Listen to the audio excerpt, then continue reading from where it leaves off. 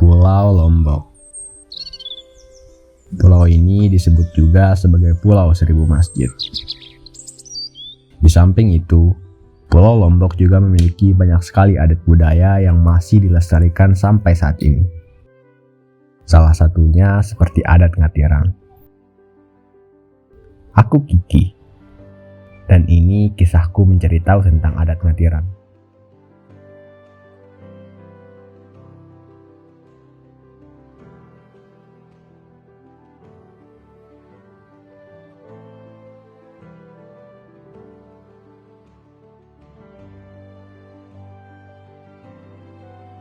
Dan kali ini, aku berkesempatan untuk mewawancarai salah satu tokoh adat yang berasal dari Lentang Nangka.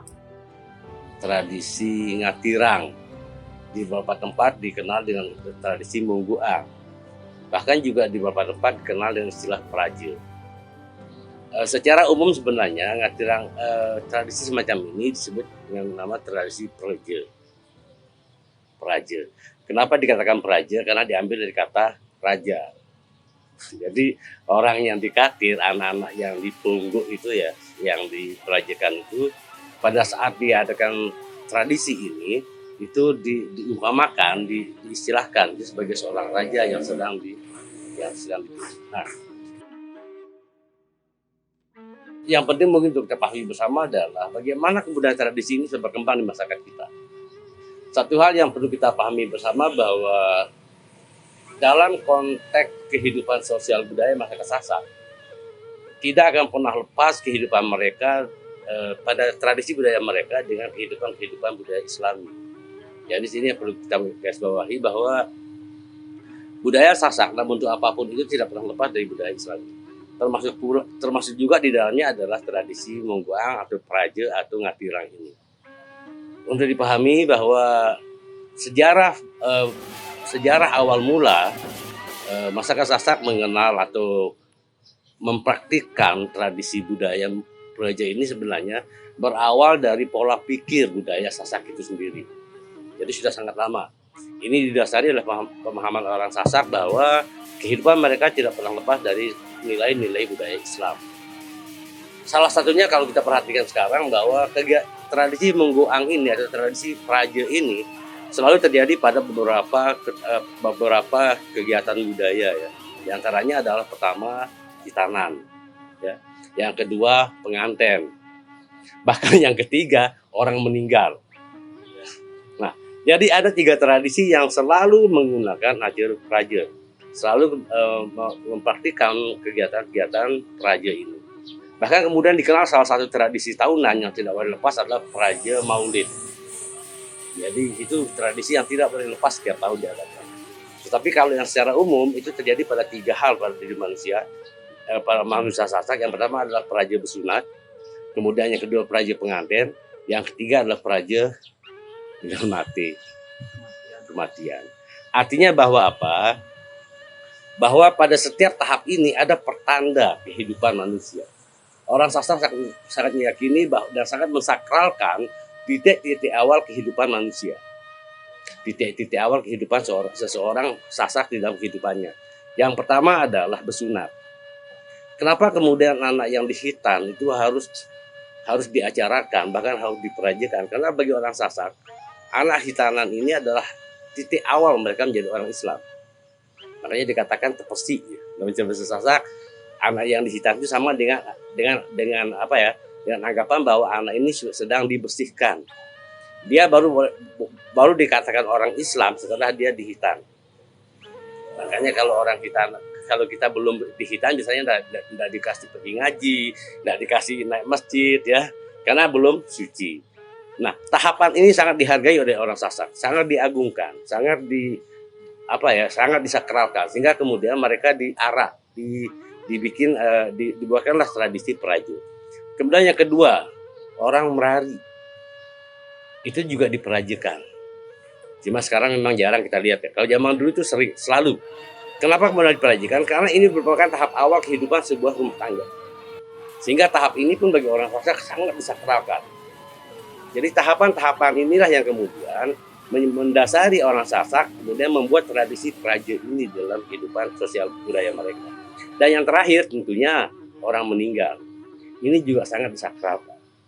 Dan acara ritual tahunan yang tidak boleh dilepaskan dalam tradisi orang Sasak adalah praja Maulid. Itu menghargai kelahiran Rasulullah SAW. Inilah dasar mengapa kemudian orang Sasak mengenal istilah praja. Jadi kalau makna ngatirang, secara bahasa harfiahnya ngatirang itu artinya dikatir ya. Dikatir itu artinya dalam bahasa Jawa tepunggu. Tepunggu tekatir sama dengan dipikul kalau bahasa kita. Kenapa kemudian dikatakan ngatirang? Karena memang posisinya dipikul. Sehingga sebenarnya tradisi ini nama yang secara khas di dalam tradisi ini yang sesungguhnya adalah praja. Ya. Kenapa? Karena praja tepunggu. Jadi kalau penamaan ngatirang dan mungguang itu cuma karena perilaku, karena memang tradisi ini dilakukan dengan cara seperti itu, makanya dikatakan ngatirang. Tapi sesungguhnya item budaya ini namanya praja, memperaja istilah. Dia peraja istilah. Artinya apa? Praja itu diambil dari kata raja, artinya bahwa tahapan-tahapan ini bagi orang Sasak sangat disakralkan. Sehingga seorang anak yang melalui tahapan ini atau seorang manusia Sasak yang melalui tahapan ini akan sangat diagungkan. Makanya diadakan sebuah kegiatan tradisi, makanya diadakan pegawai, makanya diadakan selamatan. Dalam rangka apa? Dalam rangka memberikan penghargaan, memberikan sebuah keagungan kepada orang-orang yang melewati tahap ini. Tadi di awal saya sudah singgung bahwa ada tahapan penting bagi orang Sasak. Yang pertama adalah tahapan bersunat sebagai pertanda bahwa mereka mulai resmi menjadi orang Islam. Tahapan melari sebagai cikal bakal sebuah rumah tangga dan masyarakat. Dan ketiga adalah tahapan meninggal. Dan yang paling utama adalah tahapan Maulid Nabi. Jadi praja ini memiliki makna sebagai orang yang dianggap raja, ya, dibuat sebagai raja atau diagungkan, orang yang diagungkan, situasi yang diagungkan oleh masyarakat. Sehingga dikatakan sebagai praja. Kalau ngatirang itu hanya karena bentuk perilakunya, ya, memikul. Tapi kalau nama asli dalam tradisi ini adalah praja, artinya sesuatu yang diagungkan.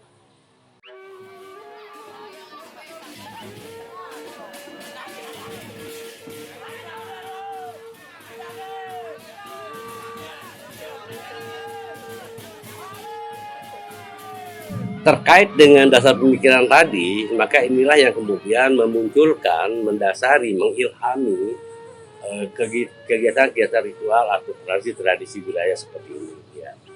Sehingga kemudian jika diperincikan kemudian, misalnya sekarang begini, kita ambil satu contoh, tradisi praja pada kegiatan bersunat. Apa sih kegiatan bersunat bagi orang Sasak? Bagi orang Sasak ini, bahwa bersunat ini menjadi sebuah pertanda yang sangat penting. Sehingga kemudian bersunat atau khitanan itu menjadi salah satu tonggak sejarah, tonggak yang sangat penting, tonggak yang sangat disakralkan bagi orang Sasak sebagai keislamannya. Itulah mengapa kemudian orang Sasak kalau bersunat itu pasti dia begawi belik.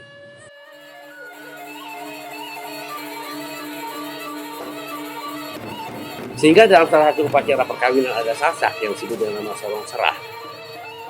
Di dalam properti yang dibawa atau arti gegawan istilahnya, atau properti yang dibawa ada ponjol, ceraken dan sebagainya, ya ada kain. Di sana pasti terselip satu pisau kecil. Harus atau wajib hukumnya diselipkan satu pisau kecil di dalam arti gegawan ini. Apa makna filosofis dari pisau kecil ini? Ini disebut dengan nama ladik sunatan atau pisau penyunat, ladik penyunat. Artinya bahwa pisau ini memberitahukan kepada orang banyak bahwa pengantin laki ini sudah dihitan gitu loh. Dia orang Islam, dia sudah dihitan. Jadi kalau ada orang serah-serah yang tidak ada pisau kecilnya perlu dipertanyakan, ini yang kawin ini Islam apa enggak gitu loh. Karena hukumnya harus di dalam acara serah itu harus ada satu pisau kecil di atas ponjol cerakennya, itu harus ada pisau kecil. Itu menandakan bahwa pengantin laki-laki ini adalah orang Islam yang sudah dihitan, orang Sasak yang Islam yang sudah dihitan. Nah, artinya apa? Begitu diagungkannya tradisi hitanan bagi orang Sasak, ya. Nah, sehingga kemudian sekali lagi hitanan itu bagi orang Sasak adalah tonggak awal sejarah seorang manusia Sasak menjadi orang Sasak yang sesungguhnya.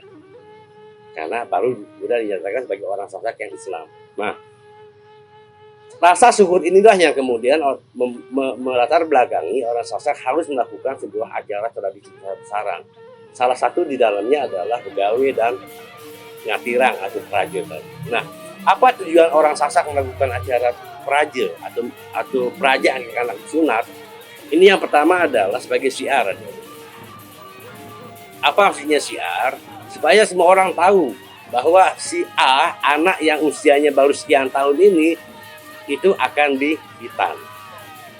Jadi dia memang dibawa keliling kampung, diarak keliling kampung biasanya ke semua penjuru sebagai sebuah pengumuman kepada orang banyak bahwa anak ini akan dihitan. Artinya hari ini dia sudah mulai menjadi orang Sasak yang Islam, orang Sasak yang sejati. Itu tujuannya.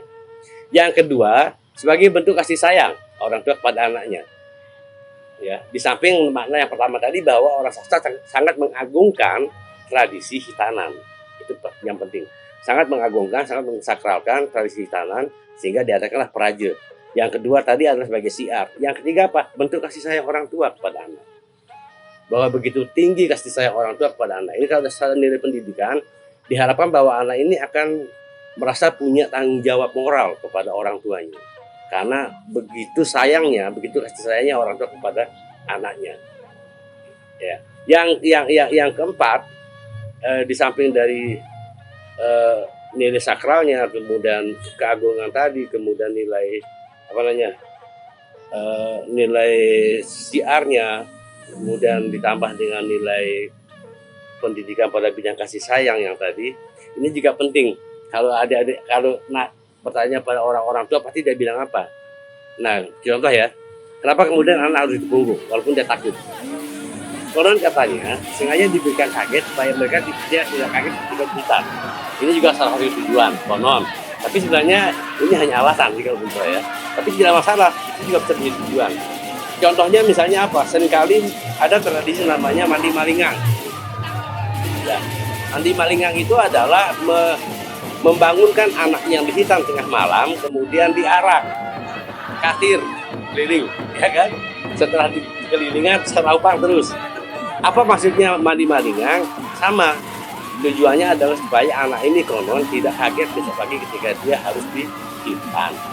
Itu tujuannya. Sehingga kalau boleh saya sampaikan mungkin secara umum ada 4 alasan tujuan praja ini diadakan. Kalau bagi anak bersunat ya bagi acara hitanan. Yang pertama adalah menunjukkan keagungan dari acara itu. Karena sekali lagi orang Sasak sangat mengagungkan hitanan sebagai sebuah tonggak awal seorang laki-laki Sasak menjadi orang Sasak. Yang kedua adalah sebagai makna syiar untuk mengumumkan. Yang ketiga adalah memiliki tujuan untuk menunjukkan kasih sayang kepada anak. Dan yang keempat tadi adalah konon supaya anak ini tidak kaget ketika besok dihitan. Ini tujuan dari diadakannya acara praja pada upacara hitanan.